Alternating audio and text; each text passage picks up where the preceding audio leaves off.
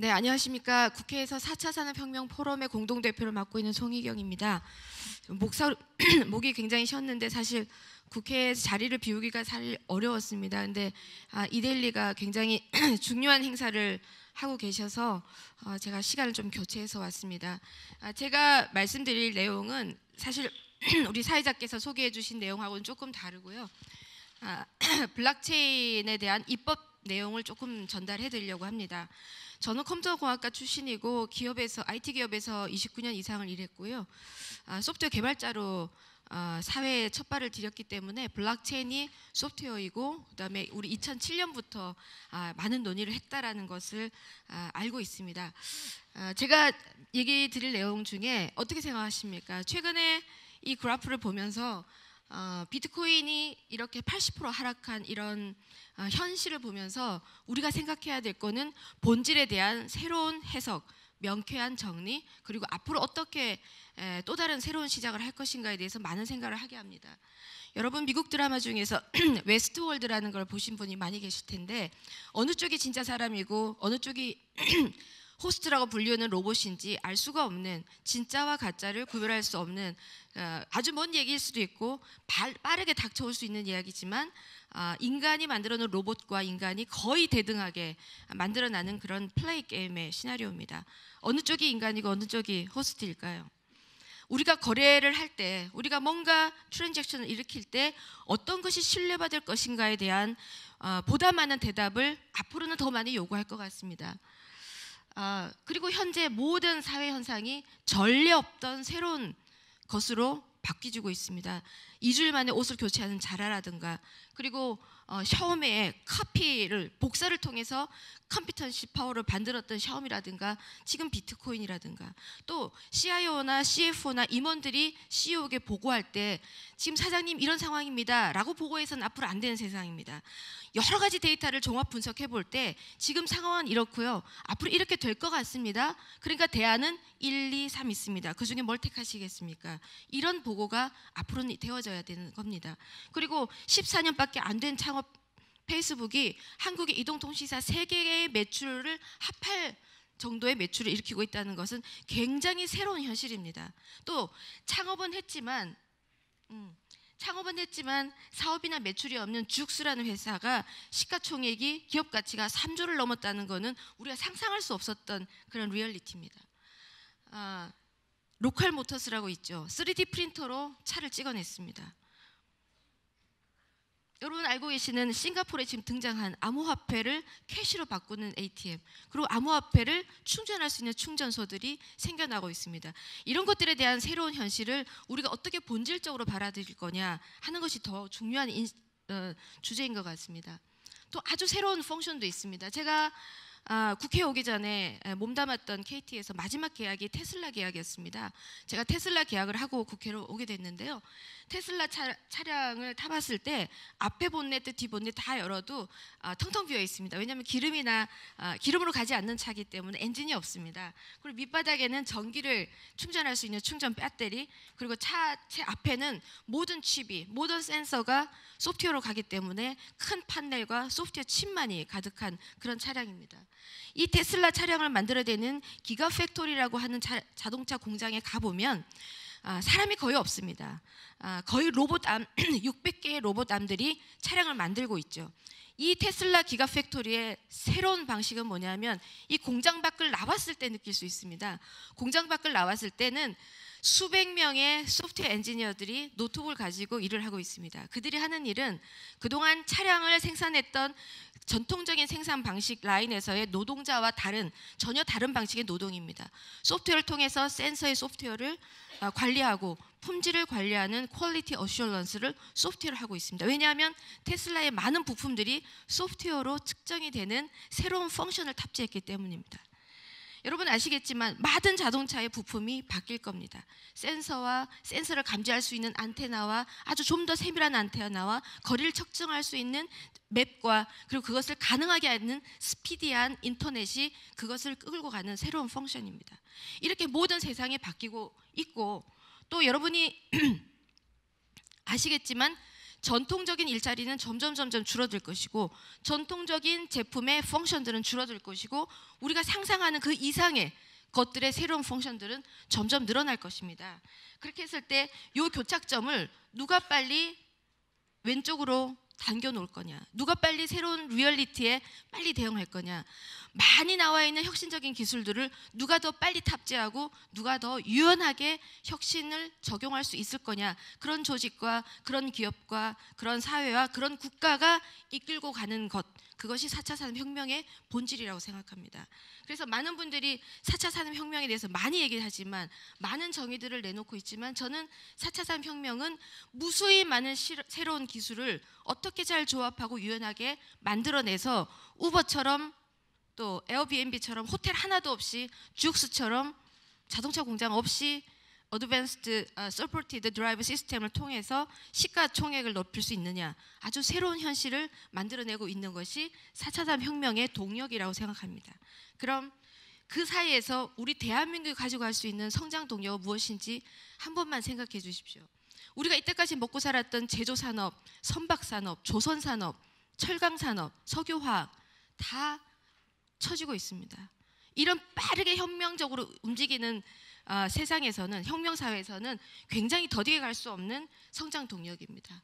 지금 현대자동차가 아마 7위로 밀려난 걸로 알고 있습니다. 또 많은 부분들이 성장 동력이 어디 있는지 알고 싶어 합니다. 반도체도 굉장히 힘들어지고요. 그러면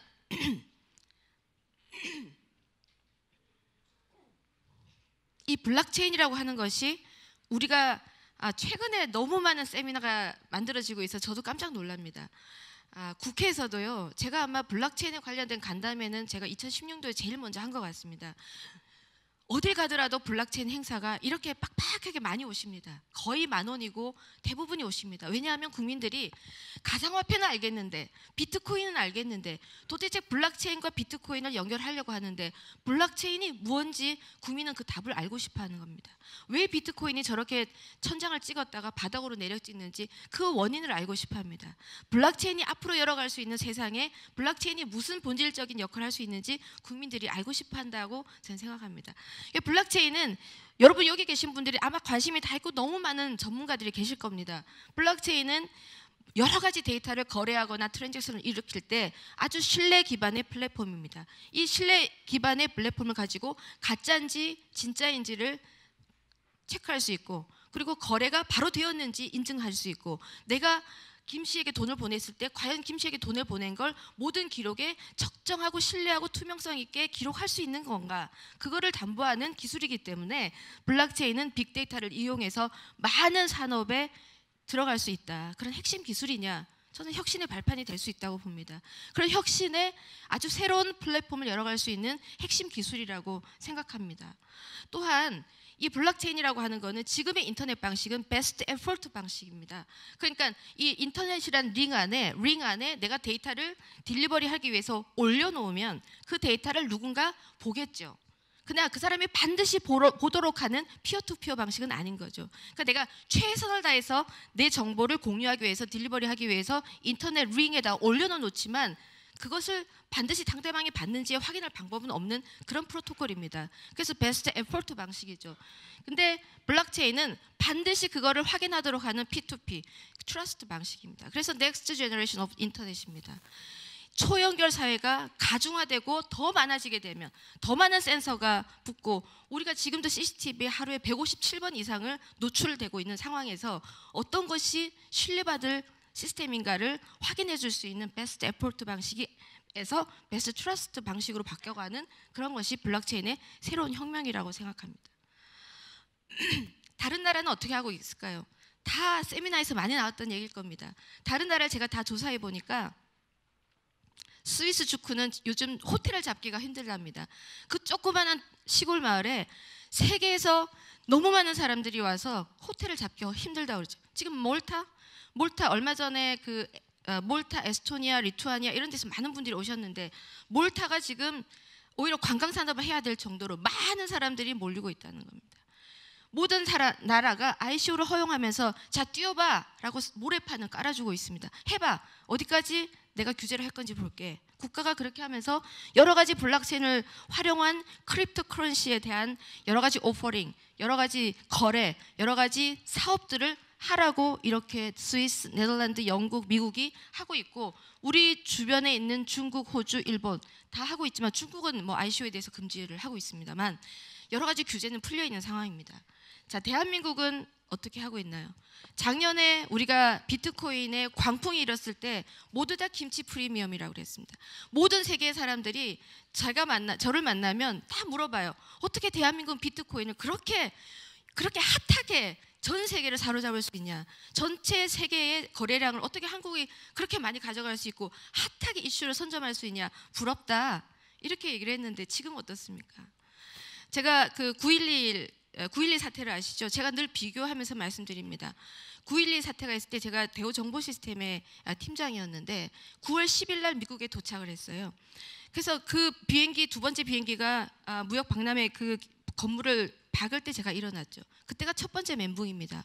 두 번째 멘붕은 오후 2시쯤 되니까 CNN에서 속보가 나오기 시작하는데 모건 스탠리 뱅크가 월드 트레이드 타워에 1층부터 10층까지 입주해 있었는데 평소에 훈련받은 대로, 평소에 숙지한 매뉴얼대로 안전하게 대피해서 허든슨 강을 건너서 디제스터 리커버리 센터가 있는 티넥으로 이동하고 있다. 국민들아 조금만 기다려라. 우리가 온라인 시스템을 빨리 복구해서 열어주겠다. 그래서 저는 과연 될까? 정말 하루 만에 온라인 시스템을 전 국가적으로 오픈을 했습니다.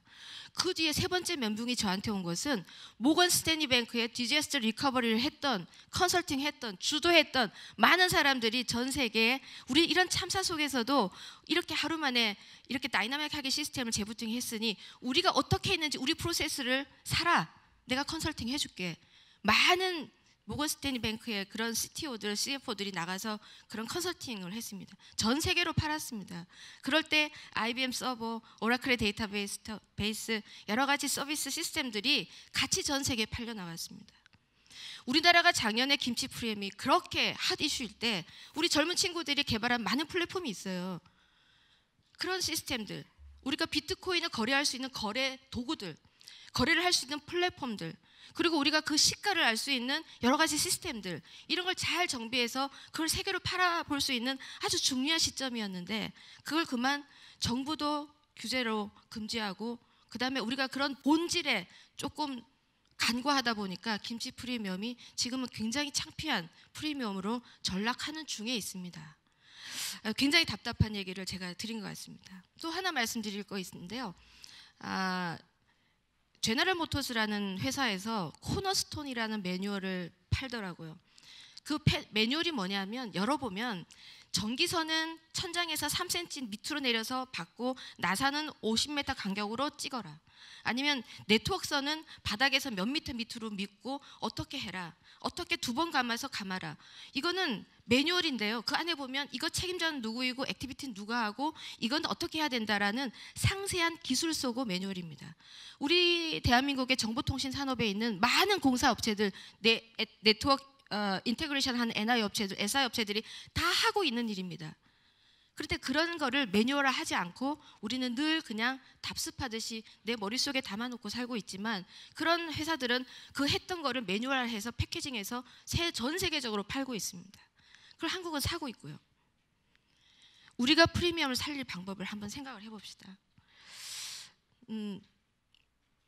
한국은 거래량은 굉장히 높고 블록체인 특허 출원 건수도 3위나 되는데 가치 창출은 47개국에서 47등밖에 안 되는 그런 상황입니다. 그럼 블록체인은 아주 내로우한 거냐? 오늘은 제가 제목이 좋은 게요. 어디 가면 블록체인 이퀄 암호화폐로 그냥 여깁니다. 블록체인의 본질은 기술이고 블록체인을 이용해서 서비스화할 수 있는 가장 강력한 무기가 암호화폐, 비트코인, 이더리움 이런 가상화폐입니다. 그래서 블록체인이라고 하는 거는 모든 영역에 있을 수 있다라는 그 가능성 우리가 열어둬야 됩니다. 프라이빗 블록체인, 퍼블릭 블록체인, 공공에 어떻게 임팩트를 줄 수 있는지 여러 분야에 우리가 블록체인으로 다가갈 수 있다라는 거고요. 얼마 전에 저희가 그 블록체인에 관련해서 입법을 어떻게 해야 되는지 제 생각은 블록체인이라고 하는 거는 활성화는 이미 된 것 같습니다. 이렇게 많은 분들이 거의 매주에 몇 번씩 세미나를 어디서 하더라도 굉장히 많은 분들이 모입니다. 이미 블록체인이 뭐고 블록체인을 이용해서 우리가 뭘 할 수 있다는 데 대해서 많은 전문가들이 만들어지고 있고 많은 전문가들이 이해를 하고 있고 활성화는 되어 있다고 생각합니다. 이제 실행할 때이죠. 제가 국회에 처음 들어가서 2016년도에 4차 산업혁명을 어떤 내용인지를 국민들께 보편적인 인식을 알려드려야겠다 해서 포럼을 만들고 일주일에 한 번씩 국민들을 모셔다가 새벽 7시 반에, 아침 7시 반에 아카데미를 열었습니다. 그랬을 때 한 몇 개월 지나니까 모든 세미나의 앞에 형용사처럼 붙더라고요. 4차 산업혁명을 위한 금융산업의 발전, 4차 산업혁명을 위한 제조산업의 발전, 모든 형용사가 4차 산업혁명이 붙었어요. 최근의 세미나를 보면 전부 다 블록체인입니다. 또 작년에 세미나를 보면 모두가 빅데이터 인공지능이었어요. 근데 우리나라가 빅데이터를 할 수 있나요? 개인정보 보호에 막혀서 그 어떤 데이터도 모아놓지를 못하고 있습니다. 이런 규제 속에 있는데 이제 실행만이 필요하지 너무 많은 이렇게 해야 된다 저렇게 해야 된다 보다는 실행이 필요하다. 그래서 이 ICO에 대한 전면 금지를 왜 했고 어떤 가이드라인이 필요한가, 지금 그게 필요한 겁니다. 제가 생각했을 때는 규제보다는 샌드가 필요한 게 절실합니다. 대한민국은 젊은이들이요 만들고 뛰어내려봐 다치는지 그런 샌드가 정말로 필요합니다. 그러니까 암호화폐의 정의부터 필요한 거죠. 암호화폐를 지금 자본거래법상에 기재부가 생각하는 금융감독위원회가 생각하는 실물화폐로 들여다 맞추려고 하다 보면 많은 문제가 생기겠죠. 암호화폐의 정의가 필요합니다. 이게 금융상품이냐 주식거래를 할 수 있는 펀드 관련된 거냐 아니면 실물 커런시로 같이 볼 것이냐. 암호화폐의 정의가 시급하고요. 블록체인 산업의 여러 가지 활성화를 위한 지능만이 아닌 여러 가지 정책이 그리고 예산 정책이 필요하고요. 그다음 ICO를 허용 못한다면 제도적으로 어떤 가이드라인도 줘야 됩니다. 아니면 특구를 만들든지. 그다음에 자본시장법상 금융상품으로 인정할 건지 안 할 건지. 그다음에 암호화폐 거래소의 구정, 암호화폐소의 보안 인증 문제 이런 것들이 해결돼야만 뛸 수 있는 샌드가 마련된다고 봅니다. 그리고 그걸 위해서 지금 많은 법들이 나와 있습니다. 뭐 가상화폐 업에 관한 특별 법안, 암호통화 거래에 관련된 법안, 전자서명법에 블록체인 기술을 이용할 수 있을 거냐에 대한 법안, 위치 정보 때 블록체인이 위치 정보를 줄 때 신뢰 있게 줄 수 있느냐 없느냐에 대한 법안, 전자문서를 거래할 때, 전자문서를 거래할 때, 전자거래를 할 때 블록체인 기술을 이용하는 것이 합당한가에 대한 법안, 또 개인정보보호법을 일부 보호법을 완화하지 않으면 안 되는 법안, 이런 법안들이 다 나와 있지만 그 어떤 논의도 통과도 안 되고 있는 것이 국가적으로 법묘다. 법이 너무 지배하는 법묘다에 갇혀 있습니다. 저도 지금 법안을 준비하고 있지만 법안을 그냥 만들면 안 되고요. 법안을 만들 때는 여러분들의 의견이 필요합니다. 잘못된 법안은 규제로 갈 뿐이에요. 그래서 법안을 준비하고 있습니다. 블록체인 이용자를 어떻게 보호할 것인가, 기술과 인터페이스 표준에 대해서 가이드라인을 어떻게 마련할 것인가, 또 창업을 하려고 하는데 지금 블록체인을 창업을 해서 블록체인 기술을 여기서 핀테크 하는 업체들이 한국에서 거래가 안 돼서 전부 다 해외에서 런칭하고 있는 사태도 여러분들 알고 계시지 않습니까? 핀테크에 지대한 영향을 줄 수 있는 게 블록체인 기술인데도 불구하고 그래서 여러 가지들을 또 공공 분야에 도입할 촉진을 할 수 있는 법은 없는가 지금 준비하고 있습니다. 그래서 계약이나 서명, 투명 거래에 블록체인을 적용할 수 있는 제도 개선을 하고 있습니다. 많은 의견들을 저희 방으로 보내주시면 현장의 의견을 들어서 법을 제도를 정비하는 것이 규제를 안 만드는 방법이라고 저는 생각하고 있습니다. 어제는 이 블록체인이 개발하고 있는 개발 인력은 어떤가 해서 블록체인 개발자들을 위한 얼라이언스를 어제 발족을 해서 어제 모였습니다. 그래서 그 모임 이름을 블록체인 앤 오픈체인 했습니다. 블록체인이긴 하지만 신뢰와 보안을 요하는 체인이긴 하지만 그 근간은 오픈소스입니다. 소프트웨어는 오픈소스이고요. 그 오픈소스는 우리끼리 그 블록체인을 개발하는 컴포넌트들을 인터페이스들을 쉐어하는 것이 우리 국가적인 경쟁력입니다. 그래서 인재를 보호하고 인재를 양성하고 그러기 위해서는 오픈체인이 또 필요합니다. 그래서 블록체인과 오픈체인을 마련해서 개발자들과 얘기를 시작했습니다. 이런 부분에도 개발자들 여기 계시면 많이 좀 참여해 주시면 좋겠습니다. 마지막입니다. 미국이 유인 비행기를 날릴 때 랭리라는 석학에게 많은 돈과 많은 인적 자원을 붙여서 유인 비행기를 날려라고 했지만 결국 비행기를 날린 건 저 시골 마을에 있는 라이트 형제가 날렸습니다. 그 라이트 형제가 가지고 있는 비행기를 만들어 날리고 싶다는 그 드림, 그 의욕, 그 열정을 다른 어떤 것도 꺾을 수 없습니다. 여기 계신 많은 분들이 한 사람 한 사람의 라이트 형제가 돼주시길 당부드립니다. 그래서 지금은 여러 가지 규제 때문에 블록체인 개발자들이 심각히 소극적이 되어 있고 위축이 되어 있고 또 ICO 금지되어 있기 때문에 해외로 다 나가서 ICO를 하고 계시지만 여러 가지 준비와 여러분들이 혁신적인 그런 서비스가 개발될 때 블록체인의 라이트 형제들이 많이 생기리라고 생각합니다. 블록체인의 본질은 기술이고요. 그 다음에 기술을 외면한 사업도 또 사업이 기술을 외면해서도 그 성장에는 한계가 있다고 생각합니다. 블록체인의 입법을 위해서 또 블록체인의 규제를 완화하기 위해서 또 블록체인이 뛸 수 있는 거대한 판과 샌드를 만들기 위해서 저도 국회에서 열심히 일하겠습니다. 그러나 뭐니 해도 여기 계신 모든 여러분들이 산업에서 뛰고 계신 여러분들이 아마 답이 아닐까 합니다. 여러분들이 답을 주시고 여러분이 답을 만드시고 그거에 대해서 입법기관으로서 열심히 여러분들과 함께 하겠다는 말씀을 드리면서 제 세션의 이 말씀을 좀 마무리하려고 합니다. 여러분 감사합니다. 감사합니다.